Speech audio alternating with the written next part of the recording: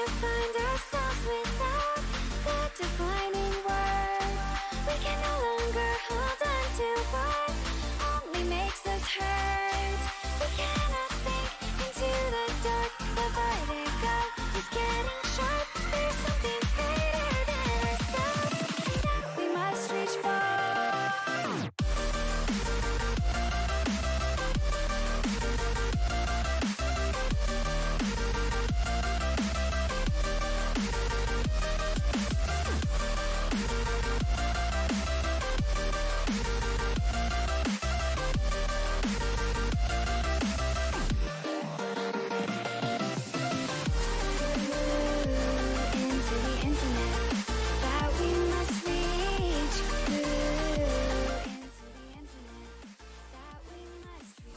Hello everyone and welcome to EGF High School here. My name is Soy. Joining me at the desk all day long here is Chef Billy, and we've got some fun high school Rocket League action coming up, and this one to kick off our day should be a good one. Richardson High versus going up against Plain Edge in our first round.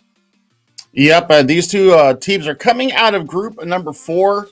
The Rocket Eagles are coming in the second place seating right now. This is our last week, by the way. This is what I'm calling finals week for these high school students here as they are battling to get themselves into the postseason, get themselves set up for the national championship, which will be coming along in June. But they've got to go through regional qualifiers and also the aforementioned national championships. But not to be outdone, Plain Edge High School, the PRDs are coming in here ranked number 3. They are 3-0 on their season. So they have a few games that they need to get done before Sunday. But I think this is going to be shaping up to be a pretty good contest between the two. I remember seeing Richardson quite a bit last year in the EGFH. So, looking at Plain Edge, I haven't seen them on screen yet. So they're kind of a new squad to me. But I know behind ES Panda and squad, I think that Richardson might come out with a 3-1 victory here. We'll have to see how they do here. A pivotal game for both of these schools. If you look at the overall standings of the group right now, sole possession of first place goes to Mustang Esports Team 2. But there's a big tie for that second place. Couple of teams, including both of these two schools, battling for that second place. And it's the top half of this group that make that postseason, that make that regional bracket, and could make that run towards a national final appearance. But we got to get started here. Game 1 is underway. You're seeing, Richardson in the blue. The PRDs are in the red. And so far, the pressure being relieved at the moment as Richardson on the back foot here early. Can't get the stop out in front, but they'll find another clear. And through the first about 30 seconds or so, both teams not having a lot of difficulty getting the ball out of their own defensive zone. No, there's just a lot of ping pong right now, Soy. So, I'm looking for a little bit of control out of their defensive third. I like the fact that they are not shy to dump the ball deep. But they don't have really much intent behind some of these passes right now, so I think they're just trying to fill each other out. Richardson will be dangerous off the backboard, though. I remember that quite a bit, especially pull up in a blimp. Will absolutely snipe you from the ninja third man roll. This ball gets dumped down in the blue half once again. Pull up in a blimp, and that not going to be able to find its way through. Defense not ready for this one. This one sneaks through the back line, and it's Joa Felix, I believe, connecting on that first goal. Oh, I love the Portuguese name there. Joao. Basically John in English. That's the Portuguese way of saying it, though. But they've definitely caught the Rocket Eagles out of rotation there. And that's a quick 1-0 lead. Might be 2-0. Oh my good. Gun Game Trace came up with a heck of a save there. Big early save here, and Richardson getting tested early. Joao Phoenix can't find the touch off the hood of his car, but Hirovi will put one on. Tries to follow it up, but Gun Game Trace able to make the first block. There's a good pass across, but Gun Game won't be able to get back to it in time. Baz puts up the wall. Gun Game Trace now finding this one. Shot not quite on. It'll be able to be handled there by Felix. Now, two teammates connect to get this ball out of the orange half. Baz looking for a play out of the corner here. Gets by one. Looking for a play here. He does find the center. The shot is on, and the save is made by Gun Game Trace. The rebound is off center. Another chance off the hood of a car down in front. Two players there to make the save, and Richardson survived the onslaught. Good Lord. I mean, that was good 4 shots. All had eyes for the back of the net. But good positioning, and nobody really blinked when the shots came in there. I mean, they've been throwing garbage front. They've been running a lot of traffic in front of the net as well. Gun Game Trace has been really spot on with their positioning. But what I'm looking for right now, they've got to get some forward pressure, and that might help right there. Demo in front of the net, but no joy there for the Rocket Eagles. Physicality can open up a lot of space, but look at the PRDs trying to push the pace here. They get stopped in the corner for a moment. That's a center ball in front, and Gun Game finds the block. They collide with each other to pinch that ball out. Now pull up in a blimp. Looking for a play here off the corner. Passes just too far out of the reach of the last man in. Baz finds a good clear right down Main Street, and Gun Game will have to respond. He'll punch that one off the sideboards. The rebound down in front. Arovi pushing that one off the wall. The rebound is going to be sent wide. Pull up in a blimp, just opting to pull back here and retrace, trying to gather some boost, but his teammate's whiff is going to put him in an awkward spot. Good pop up over top. Arovi puts one down, but the block comes through from resets. They will chase after it once again. It feels like there's a decent amount of sustained pressure here from the PRDs this game, and they nearly connect on another one. 2 players bite, chance to counterattack, but they can't get up the wall. Both teams with a chance gone by the wayside, but maybe one from distance, not going to be on target. The rebound still along the backboard here, off the rebound, and there's a chance still sent high. Can't find the net, and the Richardson Eagles escape again. I mean, this is all going completely against what I thought was going to be happening here. Richardson High School is one of the most tenured teams in play here, and there's a beautiful run against the play of goal. There we go, Arovi with the second goal of the night. That is fantastic tracking and fantastic physicality. Coming out from the PRDs, Plain Edge High School has not decided to play games with the Rocket Eagles. They are going for blood. Absolutely the case, and you can see a little bit of panic on the defensive side here just because of the amount of pressure that's been, well, mounting in the first place. They continue to pepper away at this net. Even there, Joao steals the boost. This one down in front, off the backboard, trying to find a pass, but no one there.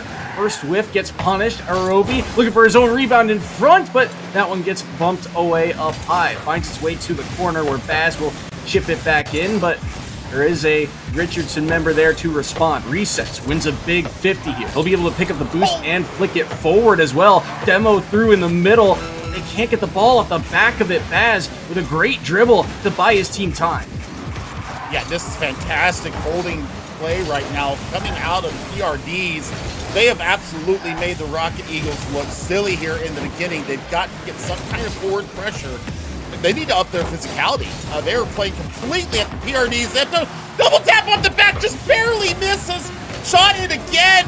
Oh my goodness, the barrage was there, and unfortunately for the PRDs, nothing happening. That is a 2-0 opening game win from the PRDs. Both these, I mean, they're coming in 3-0 are the PRDs from Plain Edge High School. And it's looking like they might go 4-0 here. If they continue this style of play, Soy, this is exactly what you want to see out of them. And look at the shot total. That in itself speaks to the volume of game number 1. Only 1 shot on goal for the side of Richardson. The PRDs were in control of the pace of this game, seemingly from start to finish. And the scary part is that there were even more chances to score. They just couldn't hit the net as frequently. You're absolutely right, Soy. And I tell you what, I'm looking at the run of play there. Lots of controlled, sustained offensive pressure coming out of the PRDs. The Rocket Eagles never were able to get off the back foot. Here's the other thing. Taking a look at these two teams, PRDs only have 4 people on their squad. The Rocket Eagles have 10. So there might have to be a couple of substitutions coming in here for the Rocket Eagles because there was some silliness going on, and I don't know if they're going to be able to fight back that quickly. We'll see what Richardson comes out with, but the Rocket Eagles already facing a 1-game deficit here in our first of 3 series. And the good news is that it was only a 2-goal game. But like we said, it could have been very high, or much higher at least, if they were able to capitalize on all those chances. But the defense did a decent job of withholding for a decent amount of time. They just got to find a way to give their offense a chance to go to work. Like you said, this is a roster that has been able to get work done in the past. They just got to give their offense, well, that chance in the first place. But right now, the pace seems to be still going in the PRD's favor right now. But that's a good clearance from Gun Game Trace, even though that demo came through. Still able to buy some time. Resets are odd touch in front, and Joao Phoenix is there to punish, and the PRDs are relentless here in game 2. I mean, I tell you what, Soy, Joao Feliz right there just said, obrigado. Thank you in Portuguese for that. Really, there's no intent behind the passes coming out of the Rocket Eagles right now, Soy. That's the biggest thing that I'm noticing is that they have zero intent on where that ball is going to go. They're just throwing it up for wherever it lands. It's similar almost, for me, it's reminiscent to something like hockey where you just want to get that ball out of the zone. You play that dump and chase style, just worry about getting it down there in the first place. But here, good air dribble attempt, but Felix gets the block again. And another huge 50 win. And the control here again just in favor of PRDs as Baz connects and makes it 2-0. Watch these axles break right here. Whoop! Done, sliced like a knife through your ribs in the back of the net. PRDs are having none of the Rocket Eagles nonsense, and they are looking to pull ahead fast. 2 goals in 55 seconds. We're only a minute into the game, like you said. We are back to that 2-0 scoreline. Felix, trying to push one on, but pull up in a blimp. Able to control this one for the moment. Gets a good 50 as well. Trying to push that one past Baz in a hard spot, and he's going to be able to get the pinch off the post just in the nick of time to bail out his defense there. Hard touch, can't find it to try and fork that one away from Baz. He's stuck in the corner here. He'll have to pick up this corner boost and can't get around resets. Arovi there to try and assist, but pull up in a blimp. His challenge goes awry. Gun Game Trace dumps it back down and in. And the physicality certainly showing here in game number 2. Richardson going for a lot more demos this time around, trying to free up some space. That 50 game is still very much so in favor of the PRDs as Baz, the speed, the laser is on target. It's 3-0. Posterized in 4K right there. Yeah, resets. Got reset on the ground with the slam in from Baz. Joao Feliz, otherwise known as Lucky John, is having a heck of a game right now, Soy. Absolutely the case. I mean, it feels like he is always in the right place at the right time right now. Because of that, they are up 3-0. Game Trace trying to buy some time here, but off that corner it's difficult. Baz still on the hunt here. He'll take the corner boost. Shot is on. Save is made. Pull up in a blimp. Tries to get this clear. Recentered over top of Gun Game Trace. Pull up in a blimp. We'll get that demo, a much needed one. As the team tries to reset, but the pressure still on inside the box. Gun Game Trace can't get it out. Baz on the aerial. Looking for the backboard double tap, but pull up in a blimp was there.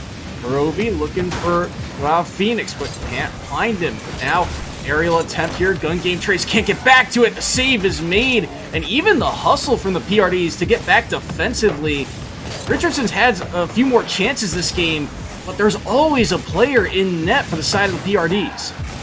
I think that they're a little bit gun shy right now. I think they're afraid to push forward, Soy, and get in front of this ball and get ahead of the play. Gun Game Trace right now has got to score. They need a goal right now to give them some kind of confidence going into game number 3, because they're going to be facing match point unless they turn it around 2 feet. Ooh, that's a good shot on, but pull up in a blimp is there. Now a chance in transition. Baz so quick to shut that one down. And Felix finds the angle. 4-0. The PRDs are on a roll. They are on fire right now. Look at this flick. That's just beauty. That's pure Rocket League at its best right there. Just a beautiful pass coming in and just the correct trigonometry there to get the ball into the back of the net. Rocket League is all about the angles, and Felix finding them there. Baz trying to find one, but he gets dunked. This is an open net here if they win the race to it, and they do. Resets will get Richardson on the board. Whew, finally. It only took them, about 8.5 minutes to do it, but they are on the board. It is not all lost yet. This may give them a little bit of confidence moving forward, saying, hey, maybe we can punish these triple commits coming out of the PRDs. But, I mean, you don't want to see the ball going off of a kickoff goal. Woo, that was close. Careful here, in short time remaining, just a little over a minute, and still a lot of time in Rocket League, but 3 goals is still quite the deficit. They got to find something here and now, trying to find a way through the midfield. Good passing play through, but Arovi on the quick turn is able to shut that one down and immediately get that ball out. Now that one off the boards and resets with an odd 50 in front. Pull up and a blimp is there. Dribble attempt here, short boost. Can't get the flick off in time. And the PRDs, their speed really coming into play. You see a couple of times these air dribbles coming in and they just have nowhere to go. Arovi on the shutdown again to make it 5-1. Once again, it's the 50 win that sets it all up, and Arovi has been the third man the entirety of this match, setting up his teammates, and I tell you what, it feels good as a third man to get yourself a goal. That is a 4-goal lead. Once again, 45 seconds left on the clock. Rocket Eagles are facing down the barrel of going down match point if they do not get it in gear. 3 Wow. demos, and oh my goodness, luckily Pull Up and a Blimp spawns in time, but the PRDs, they are trying to end this one in style. 5-1 right now, and still pressing forward, but that one over top, Gun Game Trace wins the race, 2-5. Richardson's not done yet. They are absolutely not done, and that's how you punish a triple commit right there. You get in their face, you get physical, you win the 50, and you put it on net, and there's no way anybody's getting back. I think the emotions are starting to run a little high here, so you can see it in the gameplay, Soy. I absolutely agree with you, too. I mean, it's one thing to land one demo. It's another thing to find 2 players, but to find all 3, that is sending a message of, hey, we did not come here to mess around. We came here to win. And right now, Richardson finding some punishes because of it. They make it 3-5. You know, there's something that happened last year, Soy. We still refer to it as the Scarab incident between North Richardson High, or North Mesquite High School, and the Hilltoppers of Shen. And we saw them turn a series around. They were facing match point. The entire team brought out Scarabs, and it ended up going in a reverse sweep, and they got actually put into the number 2 seed going into the national championship. So maybe the over-aggression there from the PRDs may have woken up this Rocket Eagles team, because they are angry Eagles right now. They just put 3 on the trot there, and I think the emotional level right now, we've got to address it. They are facing match point. I think the Rocket Eagles may have felt a little bit disrespected there, and they have come to fight now. So now we're going to see, are they going to be able to pull themselves up by the bootstraps, get themselves angry out the gate, keep the physical play up, keep winning these 50s at midfield, and then push forward, because they punished it 3 times. And so, you know, that's what they need to do. They need to have this anger. They need to have the physicality. And if they keep doing that, this is going to be a much different series from here on out. I absolutely agree, and part of the reason is, you know, you play angry, you play fast, you play more aggressive, and right now, through the first 2 games, Plain Edge has been the more aggressive team. You're seeing the speed in the offensive zone, how quick their rotations are, and how they're just winning so many 50s, especially through those first 2 games. But like you said, that counterattack is on point. If they're committing all 3 members upfield, then there's going to be no one ready to win the race on the back line. So that is the question, I think, moving forward, is can they find a way through that midfield? And if they up the pace of the game, it certainly feels like they can give their offense that chance that they didn't really have in game number 1. As off kickoff, they nearly cut the angle. Pull Up and a Blimp looking for a tight one at that, but can't quite find it. And well, the PRDs now trying to go to work here, but that one going to be blocked away by Gun Game Trace. Backflip here by Baz, and he's going to get punished by Resets. Now Resets can't find and track that ball through the corner, and this one will be just calmly played away, but only for a moment. The PRDs, again, sitting on match point here, trying to get the 3-0 sweep and trying to at least secure themselves that second place in the group. So far, Richardson, this is a strong showing. That one could be on. They got to get back in time, and Baz does. Oh man, this is definitely looking better out of the Rocket Eagles right now. They have apparently found their groove. Maybe they got a little extra G Fuel or Red Bull. I'm not sure. We're not supported by either one of them. We are supported by Intel though. And I tell you what, nice little air dribble there. Pull up in a blip, got a shot on goal. Nice save from Baz.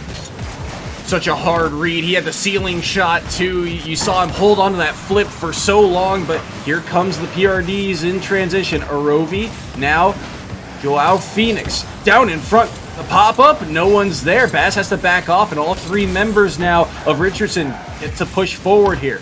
Midfield pass, resets, looking for the air dribble, trying to find the 50 down in front. He gets read by Baz, but pull up in a blimp, looking for a bump or a dribble in front. He gets the dunk instead. Where are you going? Richardson's got the lead.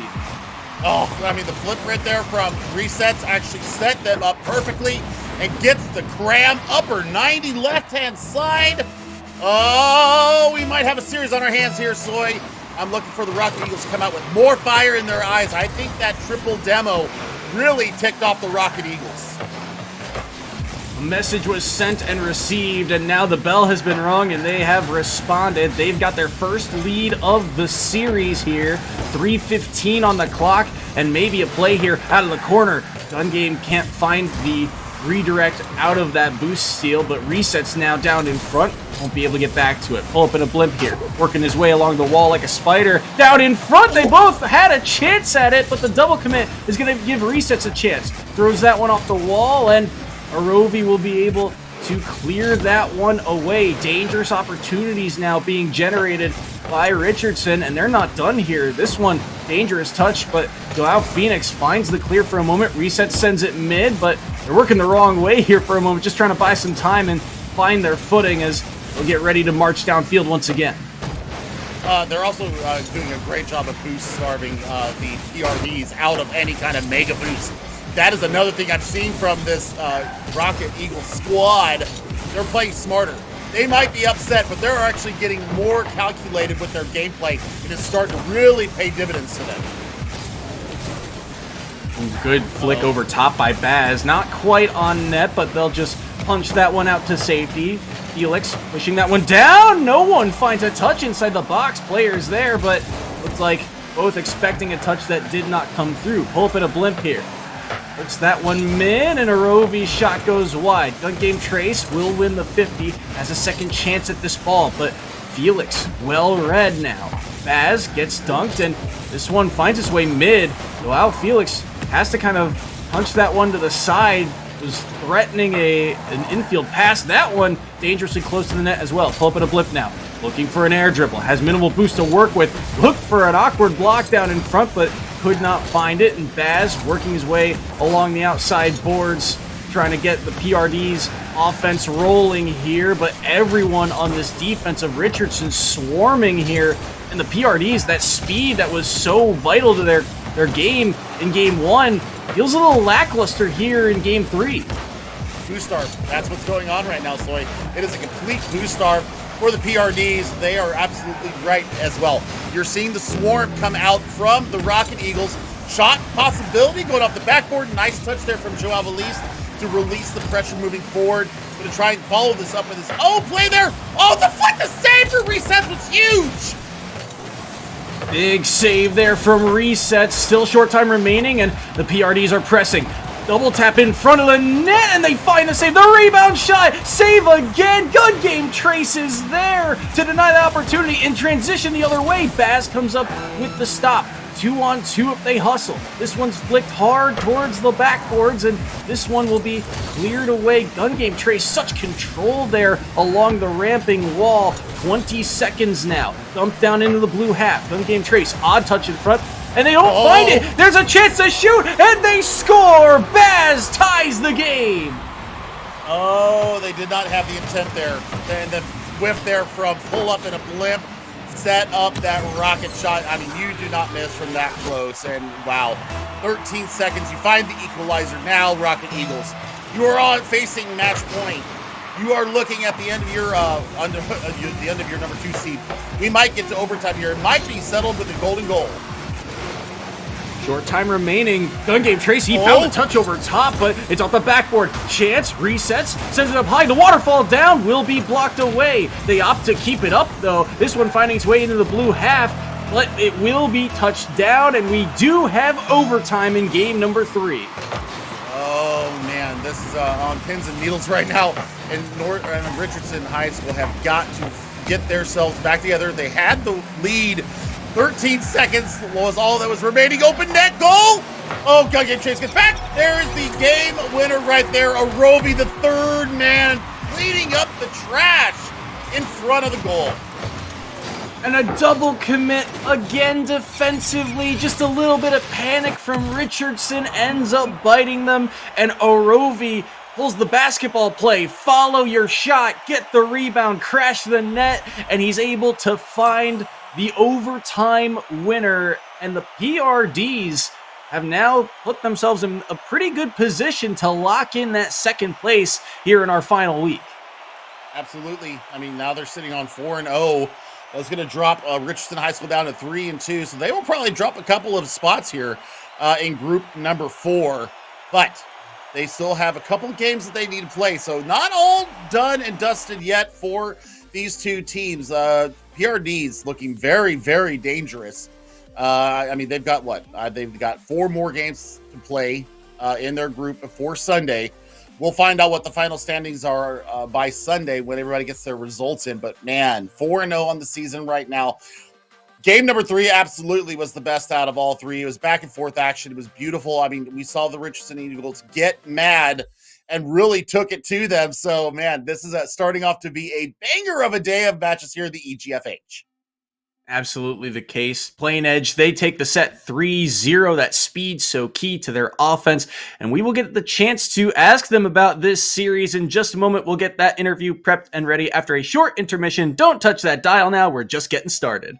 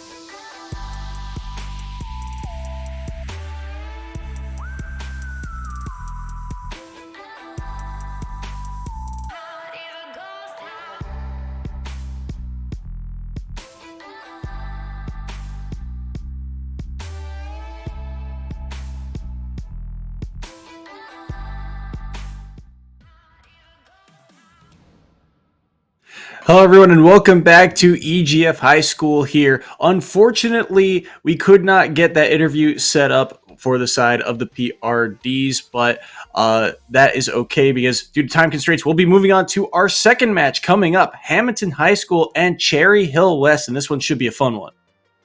Yep, I mean, it's going to be about 10 minutes from now.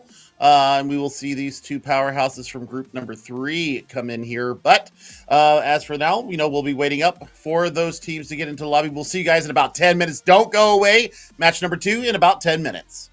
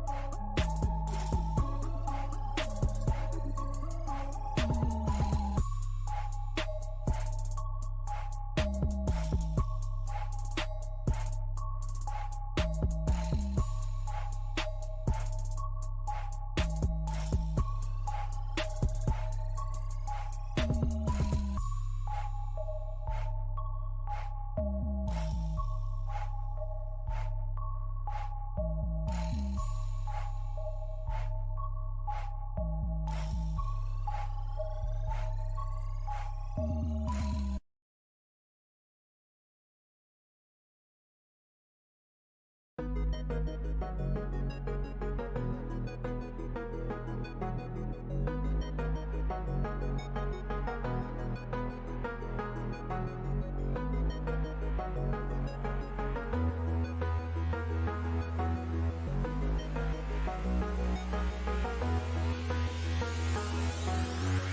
the only one alive who get me to the other side. The other side. I'm the only one alive who get me to the other side. The other side.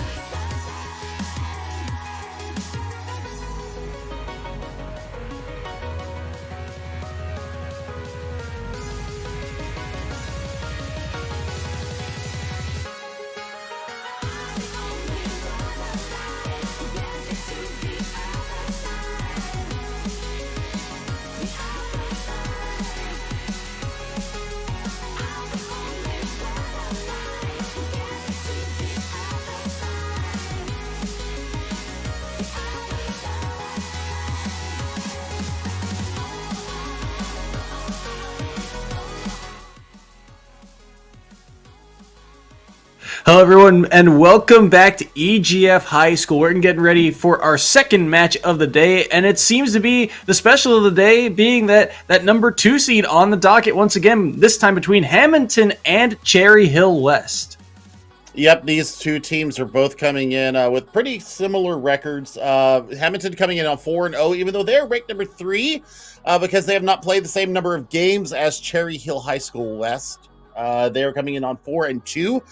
They've had 2 losses on the season. One of them was a forfeit, but the other one was their loss was to the number 1 ranked team here in group number 3, the Retro Rams. So Retro Rams sitting atop group 3 here. And now we're going to be looking to see, is Hamilton for real? Or, are they really ready to go 5-0 here? I think that the Visionaries have something to say about that because they did take their 1 loss to the number 1 seed here in their group, trying to get themselves set up for the regionals upcoming here very soon. I am so ready to see these two teams get out there. Apple Juice is somebody that I want everybody to keep an eye on. I remember them from last year. Apple Juice was a darn good player, and I hope that they have increased their prowess even more from what I saw last year. We'll have to see if he is the X factor in this set. Again, another pivotal match for both these two. They are looking to try and lock in that second overall seed. After this, they've got some, I'll put air quotes around it, but they've got an easier schedule headed forward after this week, or at least after this game. The Blue Devils, they've got the Thunderbirds, who are currently sitting in 9th overall, or at least tied for 8th with the Vikings in the standings. And on the other side, I believe it's going up against AHS, another team looking to try and crawl their way back into those standings. But we are underway here in game number 1, and already on the scoreboard is Ferd for the side of Huntington. So they are up early here in this one. Ferd F1000 1500 Super Duramax Diesel getting out the gate fast, and now we see the Blue Devils coming out with an early 1-0 lead, 8 seconds off the clock. Hamilton right now. Oh my goodness, Rap. Where did he come from? He finds the angle off of kickoff, and all of a sudden a 2-goal lead just like that. I mean, that's just unlucky. That's an unlucky pinch in the off the kickoff, and Rap, also known as Rap It All, just got all of that. And next week's dinner too. Double commit on the kickoff coming out from Cherry Hill West. Yeah, I would definitely be looking for that too. Oh my gosh, it's a hat trick lead. Everybody for Hamilton has already scored, and we are 19 seconds into this match. Yeah, Hamilton did not come to mess around today. Off of kickoff, they've gotten 2 goals just like that. Squiz getting that 3rd one. Everyone coming online here. And oh my goodness, nearly a 4th. Maybe a 1 here off the double tap. The backboard, no touch comes through. But still a chance. A shot is on. It will be saved away by Blaze. Bird on the air dribble, nearly trying to put that one in off of the defender, and they are swarming right now. It is 4-0, and only 40 seconds have gone by. That is scary. I mean, we are 40 seconds in. We are 4 goals in. Hamilton definitely got their G Fuel in earlier today. We are brought to you by Intel, and I mean, they are making this game look easy right now. Cherry Hill definitely need to regroup here. They need to get more physical on the ball because they're just allowing the Blue Devils to do what they want, where they want. Oh, he went for the ceiling shot, but that one going to be blocked away. Rap with control here. Dribbling, flick towards the backboard. Squiz is there, and he will score. It's 5-0, and when it rains, it pours in Hamilton. Good. Look at the center from Rap. I mean, you don't even see that in RLCS, Soy. That little carry and flip was just chef's kiss, beautiful. Apple Juice, you need to get your team up on a different level here because you guys are getting run away on right now. Let's see what you guys can bring out. Yet to give their offense a chance to go to work right now. Hamilton has done a good job of playing lockdown at midfield. This one will be blocked away. Chance to follow up. Apple Juice had no boost, but was, I think, going for a fake there. Either way, they'll be able to play this one into the blue corner, but low boost in the tanks. They'll have to backtrack and refuel here as this one gonna get a chance on, and Blaze just barely off the hood of his car able to make that block here as Hamilton again kind of laying down the trap at midfield. Rap gets the block down in front. They can't find the aerial there, but the ball's still inside the box. Rap on the dribble. Can he turn this one around? Doesn't have the boost to get back to it in time. They'll get this one off the wall. The 50 does not go in their favor. SQ make it 6-0. He's got the hat trick. Wiz is on fire. I mean, look at that touch. I mean, they just absolutely split the defense in 2 there. These aerial 50s are absolutely going in favor of Hamilton. This is an all New Jersey affair right now, and Hamilton is absolutely working it as best they can. A Miski flip! Oh, the disrespect, boy. Oh my God. He is an RNG champ after all. What a flick. That is, I mean, you gotta have the time and space to pull that one off, but he does so beautifully and beats the last defender. A technical display being put on here in this first game. It is 7-0. And needless to say, Hamilton is rolling here in game number 1, and it is going to be hard to stop this kind of momentum, this kind of pace. And what's scarier is that you're seeing the mechanics come through as well in this first game. Yeah, this is not just Cherry Hill not playing up to their level. This is a whole different set of mechanical skill and understanding these plays coming in. Are you kidding me? How did you judge the boost enough like that? Rap is absolutely disgusting in front of net. Oh, that angle. And that, not only that, the defense is there. They've got a guy sweeping the back line, sweeping the goal line, trying to make sure that in case that angle comes through, they'll be able to read it, and he still can't find a way to get the block in front. We're just past halftime. Excuse me, and Hamilton is up 8-0. And so far, really, Cherry Hill, the Visionaries have not been able to find a way to get through and give their offense a chance to go to work and even this thing back up, and it just keeps pouring on. Rap finds another here to make it 9-0. That's a triple hat trick. I mean, that's disgusting. Not even 3 minutes of gameplay, and we got 9 goals on the board here. I mean, you got to figure out something. You got to change up your play, get more physical, get angry. I don't care what you do. Something's got to switch up here. This is like the first or second time the ball has been down in Cherry Hill's offensive third. They're absolutely getting demoed left and right as well. Edmonton is not playing around here. Not at all. This one going to be sent in off the corner. Hard bounce down in front, but could not read it. Ferd. Chance off the wall here. A little bit too passive with it, so he gives up possession, but only for a moment. Squiz is there, and Ferd now off the wall. Can't get back to it, but he finds the bump. Low boost in the tank, but he gets the flick. Backward bounce. The rebound down in front, and it just does not matter who dives at it.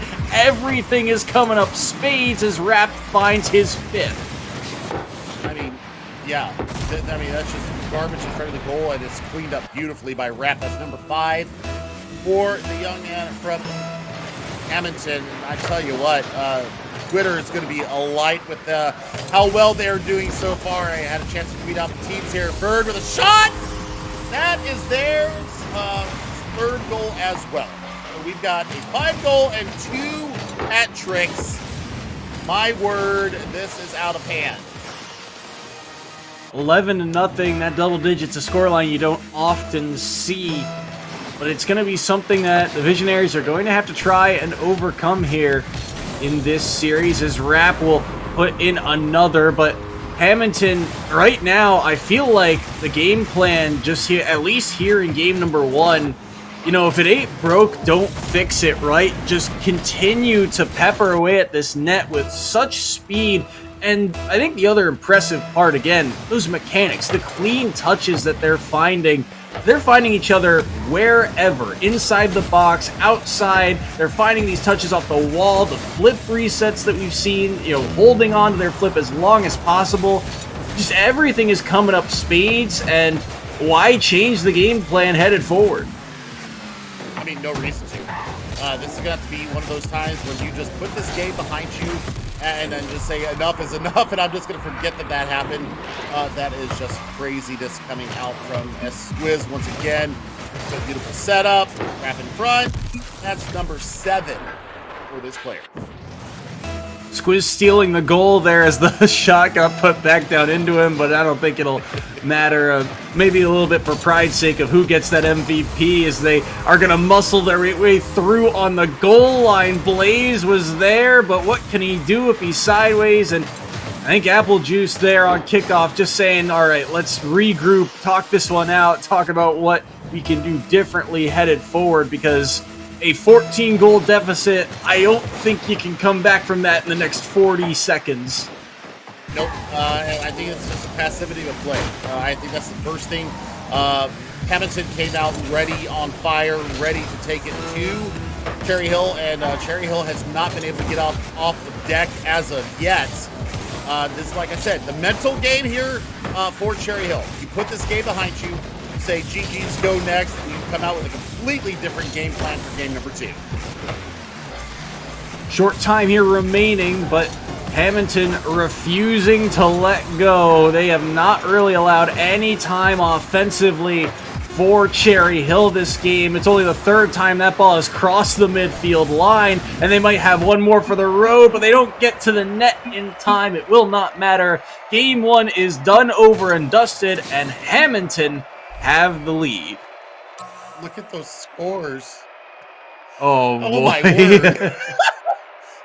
Rap with 6 goals on 6 shots. That is 100% conversion rate, folks, and that is not easy to achieve. Bird also had a 50% closing rate there, and Squiz, not to be outdone, 80% on their goal chances. So, I mean, you've got to just throw this one in the back seat, just put it out your mind, and take your next game in stride, because that was pretty scary coming out from Hamilton. Full credit to them. They didn't let their foot off the accelerator one little bit. And that's something that I've seen a lot in these high school games, is you will see a team get up big and then they'll take their foot off the gas and the other team gets a chance to come back. No such dice coming out of Hamilton. The Blue Devils were absolutely evil and demonic, and they absolutely deserve the 1-0 lead going into this soy. So I hope that Cherry Hill has something in the back pocket, has a way to maybe adjust their tactics, maybe get their rotations a little bit cleaner, and stop being so passive. You've got to get out there and get in front of these players. Otherwise, they're going to stunt on you all night long. That speed is something that is always key in Rocket League. I mean, at my time at the EGFC, the number of times I've interviewed teams and asked what they think their biggest strength is, and the number of times I hear that they feel they are the fastest team in the league is incredible. Everyone feels like we just play faster. We just make quicker decisions. And here you see why. Speed is such a huge factor in this game. If you can't get to the ball first, if you're losing your 50s, you're just going to be constantly pressed back, and you saw that in spades in game number 1. Game number 2, though, we'll have to see if it's more or less the same. They find an early save there. Hard read, but Colts is able to get the block. There's another one down in front. Apple Juice going to retreat here and have Blaze push forward, but only for a moment. He's taken off the field, stood too long on that midfield boost, and they're looking to create some space of their own. Ferd, no boost in the tank, but he puts a floater on. Save is made. The rebound's down in front, and Squiz is there. 1-0 Hamilton. Oh, I mean, Blaze got the initial save, and then you saw the slash come through, trying to save it out, and Squiz just says, nay, I'm putting this in. Not the same start that we saw from last game. So we had already had 4 goals on the ticker here by this time last game. So better performance coming out so far. Oh my God, the cut shot from Squiz. Squiz is not playing around right now. I saw Squiz in chat before we came in here. Definitely feeling their oats today. Look at these touches. I mean, you can't teach this. These players, whoo, the instincts are beautiful.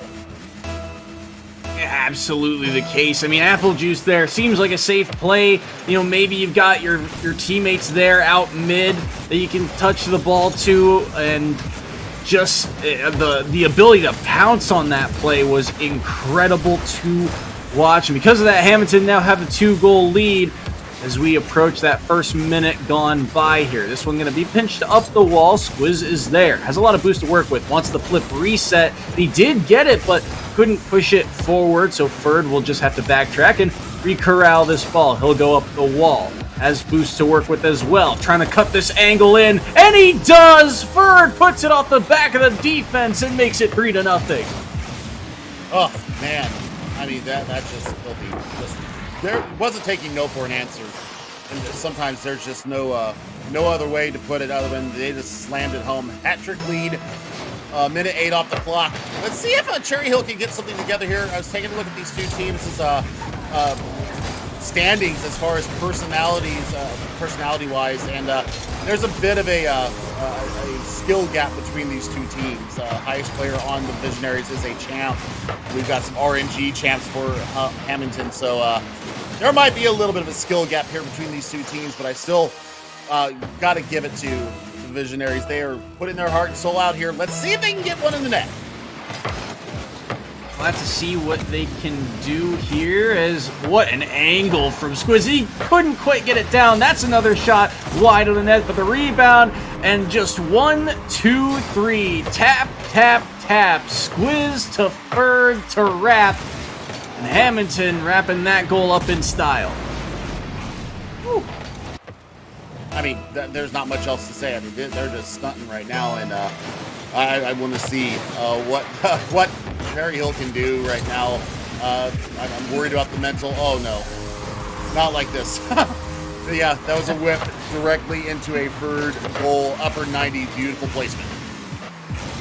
And that is one of the things, like you said, if there is that kind of rank differential in something like this game, you can see it sometimes in moments like this, but there is also that factor of, you know, being able to rise to the occasion. Sometimes you are put up with the difficult task, and you have to find a way to answer. And a lot of the times, just it feels like some players are able to do so just by kind of upping the pace of their game, making quicker decisions. You know, one of the keys in really any sport like this is that the offense thrives off of time and space. And Hamilton right now, you're seeing with all the air dribbles that they're able to pull off, they have so much time and so much space to work with. They can go back to their own side of the field, gather the boost, control this ball, dribble it up the wall, and opt for whatever air dribble attack they want to go for. And because Cherry Hill has been pushed to their back foot so often, you know, you're limited to half of the field, you're limited to half the boost. They can't go out as aggressively and try and contest, and Hamilton able to take full advantage of it as they put the touchdown in front of the box. Blaze in an awkward spot, and the misflip, the pinch off the post, and Ferd is there to clean it up. Yep, and I mean, I'm looking at, you know, how can Cherry Hill do any better on their own side of the net here, and I just think that the physicality would be the first thing that I would throw out to Visionaries, is to get more physical. Don't let them have these free touches on the ball. That's great from It's Cult. So, yeah, get a body on the player and see if you can disrupt what they're doing. And even you're seeing on kickoff, too. Hamilton seemed to be pretty pristine with their touches on kickoff in terms of being able to do the fast kickoff as, wrap off the double tap off the post. How did he know the angle? I don't know, but it's fantastic to watch. Yeah, that's just beautiful. And, I mean, the skill gap right now is definitely glaring here. We're past halftime. Only 2 minutes and a second left here in game number 2. 8-0 is the score so far. Let's see if the Visionaries can get themselves on the board. I think that will give them a world of confidence to be able to, you know, push forward through this shellacking that they are getting right now.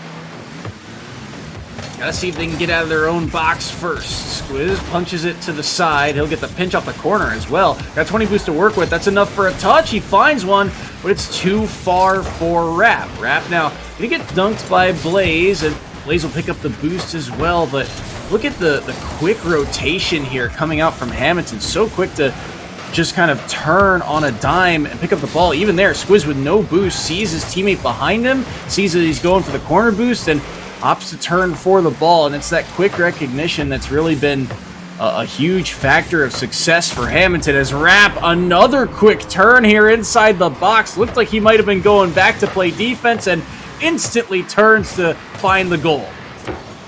Yep, and I tell you what, I mean, a triple hat trick lead here, just over 75 seconds, or under 75 seconds to go. Here in game number 2, yep, you just got to chalk this one up to experience. You know, you have to steel sharpens steel. So, you know, they're going to have to go back and look at these VODs and see what they can do better going into their next game, because it's not over yet in their season. They still have quite a few games to play left, and you just have to, you know, chalk this up to a better team came out here today. Rap puts in another one, make it at 10-0 with 1:03 on the clock. But again, this is a best of 3, and for Cherry Hill, you know, like we said, their season not done. They still have a few games left to play this week to get things ironed out to try and make that postseason run. They are still in contention for that number 2 seed. A loss here would make it a little bit more difficult. Of course, Hamilton still also in contention for that 2nd seed, and possibly the 1st if things go their way, but still a lot of games for them to be played as well. For Cherry Hill, they would need a little bit of help to get back to that high seeding in this pool, taking the loss here. But there's still a whole game left to play. And Ferd trying to find one more for the road, trying to get back to the scoreline they were at before, and Squiz puts in another with short time remaining here. You got to think about, you know, moving forward here for the Visionaries. It's not just the fact that they were outpaced here. It's the fact that they never got their offense a chance to play. And like you said, that can affect the mental game moving forward. And I hope it's just kind of a reset here to say, hey, we've got a little bit of work to do headed into the postseason. Yep, and I mean, once again, the kickoff is just clean. The follow-up is clean. I would love to be in the Blue Devils comms right now and hear how they take themselves through the game and how they run through these goals and how they set themselves up. I would love to hear it because this is, this is reminiscent of some collegiate play. You and I just spent a lot of time with the EGFC, and I tell you what, this is very reminiscent of play up there. The mechanics, the game sense as well, Soy. This is high level Rocket League. I know that there might be a little bit of a mental boom going on right now, but still, even in the beginning of this game, we saw the mechanical skill and the game sense come out bright and early, and it has not relented yet. Absolutely the case as they find one more in 0 time. Hamilton, they get back to that 14-0 scoreline from game number 1. They put themselves on set point. But like what you said, this is very reminiscent of that collegiate play. A lot of the, especially the top teams at that collegiate level, there are so many critical things that they do, not only between pace of play and finding the mechanics, but also the comms. Like you mentioned, that game sense has to be on point, and it feels like not only is the speed and the mechanics there, but the chemistry between Rap, Ferd, and Squiz. I mean, I believe this is a newer roster to the EGFH scene, and yet the three of them seem to be just rolling, and the fact that they can all find each other on these passing lanes, that is a huge momentum boost for them moving forward. I'm trying to think back to the teams that I saw last year in the national championships, and once we got through the group stages and it was like down to like the wire, I'm trying to think of how they would face up against Wilson Central out of Tennessee, how they would face up against Sheehan, how they would face up against the Hilltoppers, even North Mesquite, who ended up winning it all. I don't think that those teams have the same level of bloodthirstiness that this Hamilton team has. And they're ranked number 3 right now, right? But that's only because they haven't gotten their games done yet. There is a very real possibility that Hamilton could go 9-0 in their group stage and really set themselves up for the regionals. This is going to be a team that I now have a gold star in my book for to be looking forward towards once we get into the national championship stages.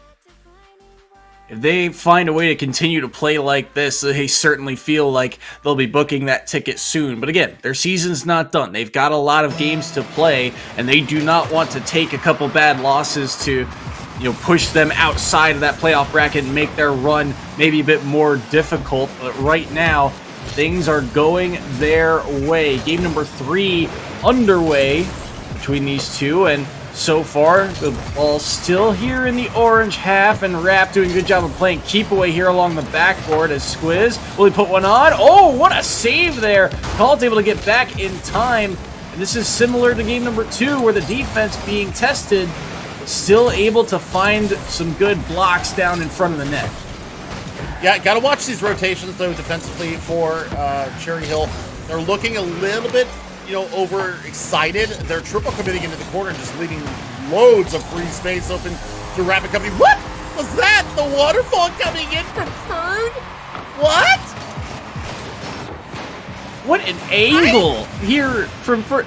I mean, it's one thing to hit a shot going left to right. It's another to hit it at that arc, and it's yet another thing to put it inside the upper 90. What a shot from Ferd. And that's the mechanics we were talking about. He might have another here looking for the back post, and he snipes it.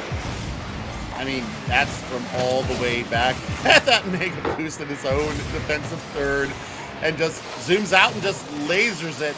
Far post, upper 90. You love to see it.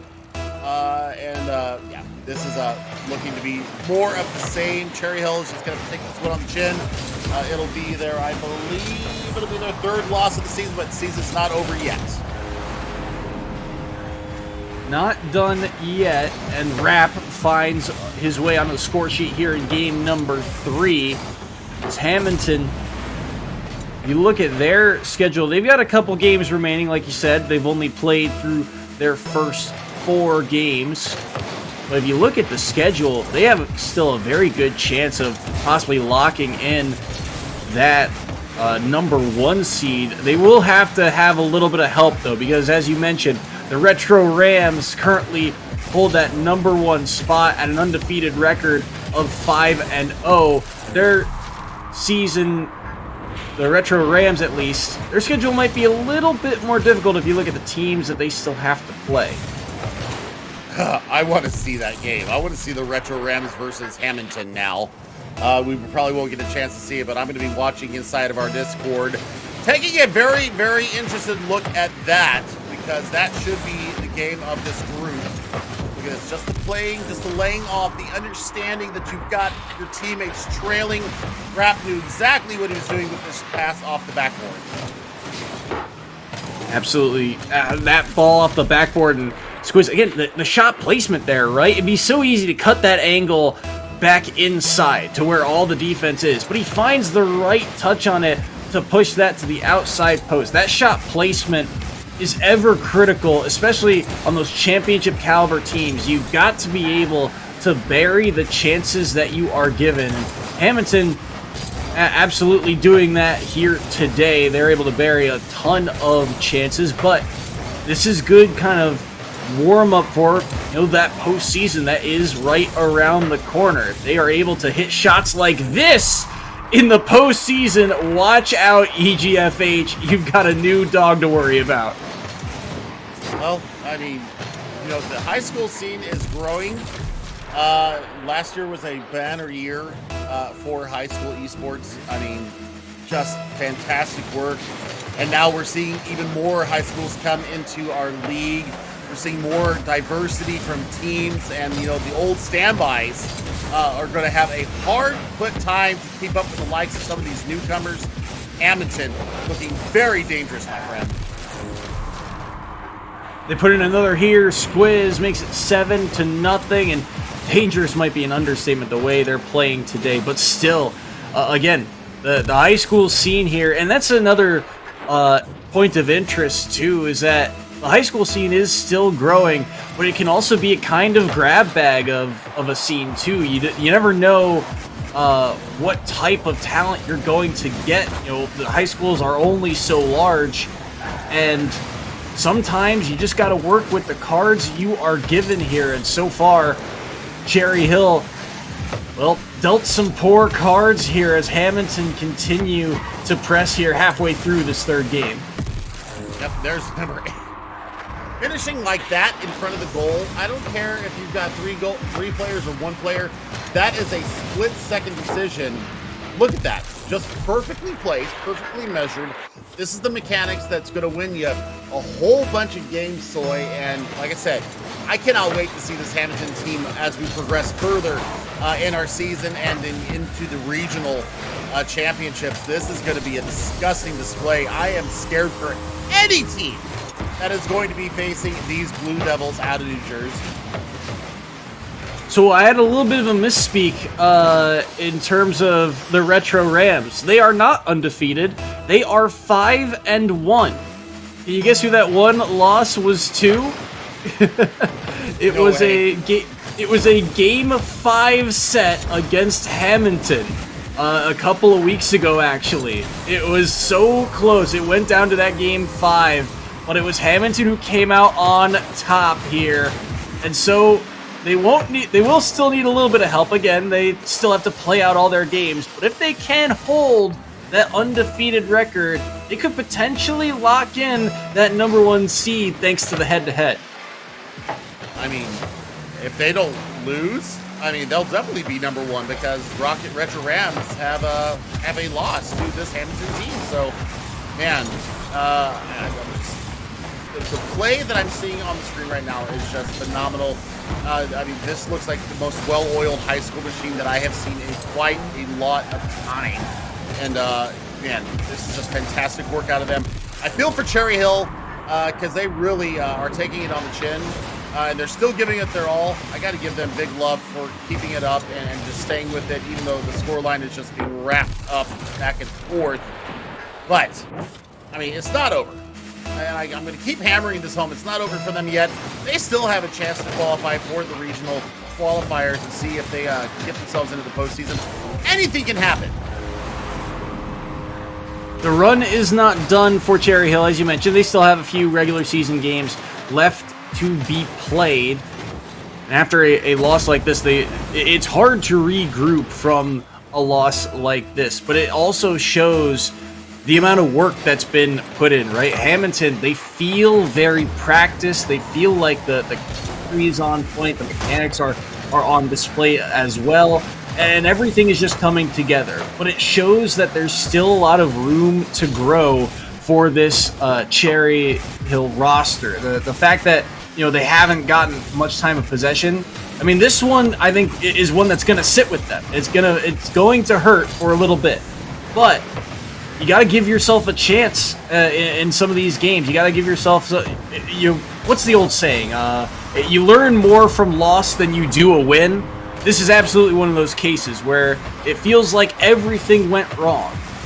Well, that still means that, you've got that drive going forward to come back from something like this. And imagine this team moving forward, into that postseason after a loss like this. If they can regroup, they're going to be even scarier moving forward. Absolutely. And I mean, you learn more by loss than by winning. And I completely agree with this. And this is going to sting. I mean, they're at the 14 goal mark now. This is what they've equaled both games before. I mean, that's 52 goals in 14 minutes so far. And yikes. I mean, that's a minute a goal. Or I'm sorry, 3 goals a minute. And there's number 15. That's 4 goals here for Rapp. What I want to see from this team, though, of Cherry Hill is, come back in their next game. Whoever it is against, I will have it up in front of me, but you take this on the chin, you come out next game, and you absolutely demolish the next team that you're up against. We'll have to see how they do in that next series. Again, they still have, I believe, 2 or 3 more games to be played out this week. But for Cherry Hill, there are some portions of this team, although we didn't get to see them this week, that are likable. Again, it just feels like there was a lot that went wrong, and this was just not their day. But you're seeing, I think, at least some portions moving forward. Yes, their defense is letting in a lot of goals, but in general, it feels like it's a lot of kind of right idea, wrong execution. They're generally in the right place. But the 50, for example, here goes so wrong that how do you even defend that, right? You saw him go up the back of the net to try and read it, but that's a hard read that you got to make quickly. Blaze has had a lot of good blocks, especially early on in this series. But it's the follow-up in that quick rotation that's come back to bite them more times than not. So you're seeing a lot of, right ideas, just a few miscues in terms of being able to clear the ball that have really come back to bite them in this series in particular, that they're going to have to clean up moving forward. Yep, I mean, this is a chicken nugget kind of night for me. Whenever I'm feeling bad or I've performed really bad. This is not my main game. Overwatch, obviously, is my first game. But, man, after a loss like this, I just want chicken nuggies and a hug after that because I'm just, oh, man. This one is going to hurt, and I mean, if they make a 20 spot here, 20 pieces is what's going to be required to make me feel better. Time will expire here. The ball will be kept up for the moment, but it will not matter. Hamilton roll through here. They get the 3-0 sweep, and they are looking for that run at the number 1 seed here in this group. 19-0 is one of the largest score lines I've ever seen in Rocket League, and that is a statement victory. They are out for blood in this group. They absolutely are. Group 3 better be unnoticed right now because Hamilton's coming for your skin, and they're going to take a pound of flesh along the way. So, man, I mean, we got to really see what this team is going to do here coming into the postseason. A big victory for Hamilton. They continue that march towards possibly the number 1 overall seed. They still have some games to play out, as we've mentioned. Cherry Hill, again, season's not done. They have to regroup from this and get ready for their next game. I believe they go up against, I want to say it's the Vikings, but I could be wrong. Either way, they still have some games remaining in that regular season. But at the end of the day, Hamilton, everything was on display here. The speed, the mechanics, the chemistry, all three players look so threatening. And when you have a team like that, where each individual player can make the plays that you saw today, that is a scary sign moving forward. Oh, man, the team play was good. The selflessness of the Hamilton players willing to set the ball up for their teammates trailing, the raw mechanical skill that was on display there as well. So a very, very scary team here in group number 3. I expect to see them come the last week in June. We'll have to see. They've got to clean things up moving forward. And now we will take a short break to get ready for an interview with Hamilton High School after their victory this week. We'll take a short break. Don't go anywhere. We'll be right back.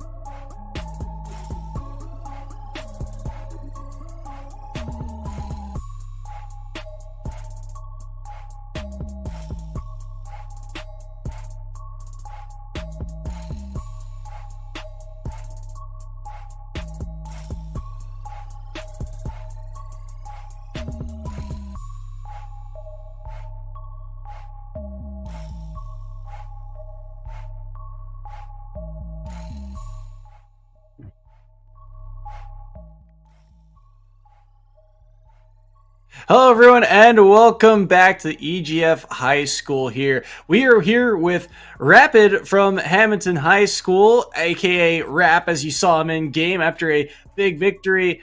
Rapid, how's your team feeling after this week? We're all feeling pretty good. Like last week's match, it was a little rough because it won game 5, but other than that, we're feeling pretty good.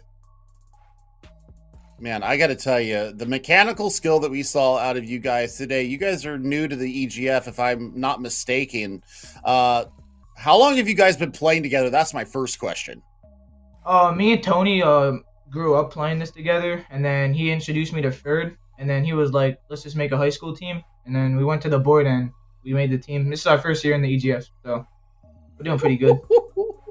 Okay, so you said that you had a bit of trouble with the Retro Rams last week, game 5. What was your problem that you guys had that went up against that team? Because they are sitting number 1 still, just because you guys don't have the same number of games played. What made it so difficult to play against them?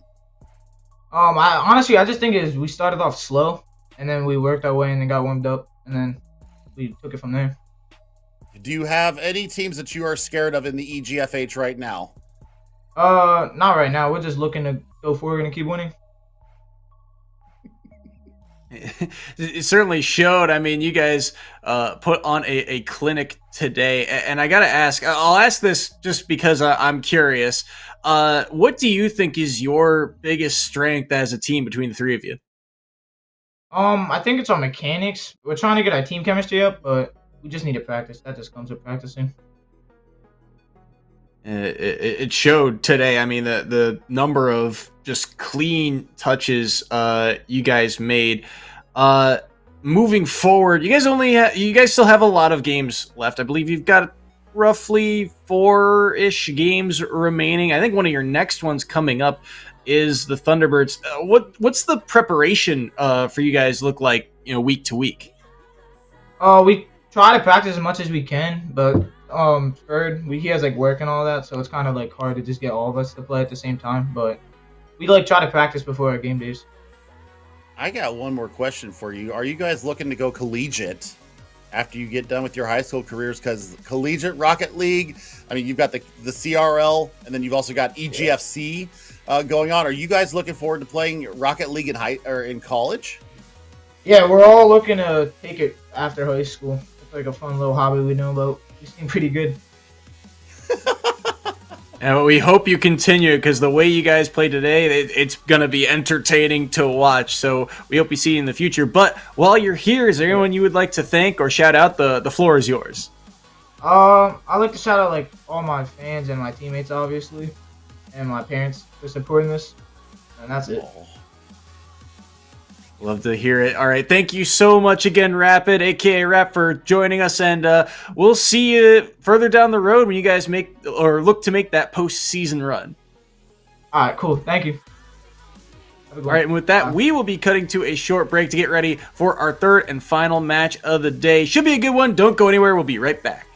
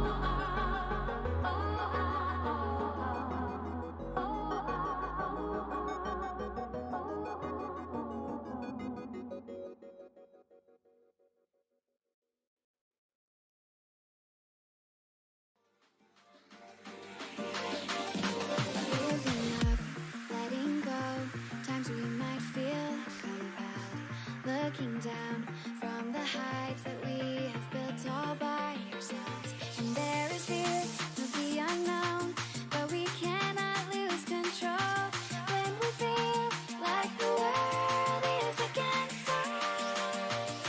We're trying to find ourselves without the defining words. We can no longer hold on to what only makes us hurt. We cannot sink into the dark. The vertigo is getting sharp. There's something greater than ourselves that we must reach for.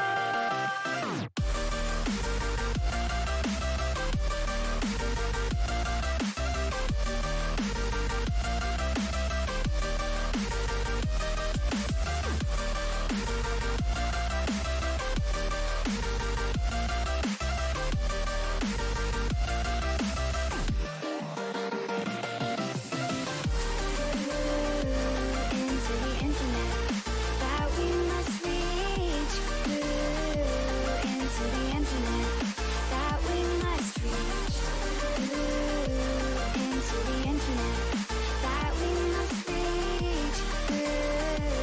Into the infinite that we must. Hello, everyone, and welcome back to EGF High School. We are getting ready for our third and final match of the day. Should be a fun one, a battle in Group 1. Lake Wales High School going up against Mount Juliet to cap off our day. Oh boy. Number 1 versus number 3 here in group number 1. The Highlanders out of Lake Wales, Florida are on 7-0. They have 3-0 swept every team that they have played so far. That is 21 games in a row that they have won. Golden Bear B team out of Mount Juliet, Tennessee, coming in on 5-1. Their only loss was to the Mustang Esports number 4 rank.